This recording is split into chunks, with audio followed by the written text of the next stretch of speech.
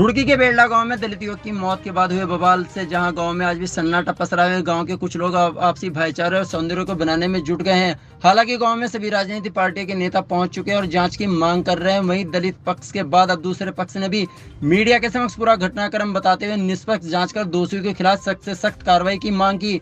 गाँव के ही रोड समाज के संजय कुमार ने बताया कि बेड़ला गाँव बहुत ही शांति प्रिय गाँव रहा और सभी लोग आज तक मिलजुल कर रहते रहे हैं, लेकिन राजनीतिक षड्यंत्र के चलते कुछ बाहरी लोगों के द्वारा गांव का माहौल खराब करने का प्रयास किया गया और ये हुआ कि बाहर से आए उपद्रवियों की भीड़ ने उनके घरों में भारी तबाही मचाई और घर में जमकर तोड़फोड़ की, जिससे घर में रखा सब कुछ सामान लूट चुका है। इस घटना में लाखों का नुकसान हुआ। उनका आरोप है कि इस दौरान अगर घर में कोई सदस्य होता तो शायद और बड़ा नुकसान हो सकता था। बेड़ला गाँव में जिस घर में उपद्रवियों द्वारा तोड़फोड़ की गई वह घर पुलिस कर्मचारी का है, जो इस समय देहरादून में तैनात है। जिस समय घटना घटित हुई वह अपनी ड्यूटी पर था। उपद्रवियों के द्वारा उनके घर में जमकर तोड़फोड़ की गई और गाड़ियों में आगजनी की गई। उन्होंने सरकार से मांग की है पूरा घटनाक्रम की निष्पक्ष जांच कर दोषियों को सामने लाकर उनके खिलाफ सख्त से सख्त कार्रवाई की जाए। कांस्टेबल के पद पर तैनात हूँ। मेरी पोस्टिंग 46 बटालियन PAC रुद्रपुर में है। क्या है पूरा मामला? पूरा मामला ये है, मैं अपनी ड्यूटी पर था देहरादून में, मैं इस टाइम ड्यूटी कर रहा हूँ और तो मेरे पास गांव से फ़ोन गया कि आपके घर पे बहुत ज़्यादा तोड़ फोड़ और आपका जितना भी घर में सामान है सब लूट पाट के ले गए। मैं अगले दिन छुट्टी आया। जैसे मैं छुट्टी आया मैं देखा तो मुझे तो बहुत घबराहट हुई अपने घर को देखने के बाद। उसके बाद मुझे पता लगा कि गांव में एक किसान की ट्रैक्टर ट्राली से एक लड़के की टकराने के बाद मौत हो गई। ठीक है, तो मामला पुलिस के पास गया तो उनकी पुलिस कार्रवाई जो भी थी पुलिस अपनी कार्रवाई करती रही।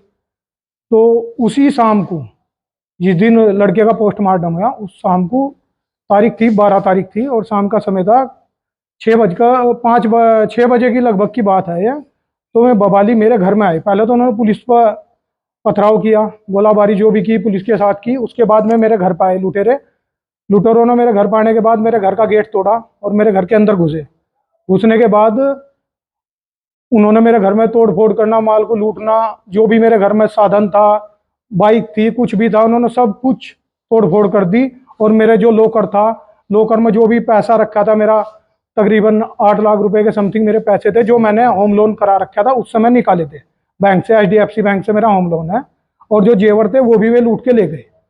उसके बाद फिर मैं गाँव में आया। उन्होंने उधर उस साइड में पुलिस, थोड़ी देर बाद मेरे बच्चे घर में थे, मैं 5 मिनट पहले घर से निकल गए। जब पुलिस पर पथराव हुआ तो हालात देख के मेरे बच्चे घर से बाहर चले गए। उसके बाद क्या होता है कि उन्होंने तोड़फोड़ करने के बाद फिर मैं दूसरे के घर में गए, उन्होंने वहां पे तोड़फोड़ की, वहां पे इतना नुकसान नहीं हो पाया। फिर वे तीसरे घर में गए, वहां से उन्होंने एक बाइक निकाली, बुलेट मोटरसाइकिल खड़ी थी किसी मेहमान की थी, वो बाहर सड़क पे रखी और उसमें आग लगा दी।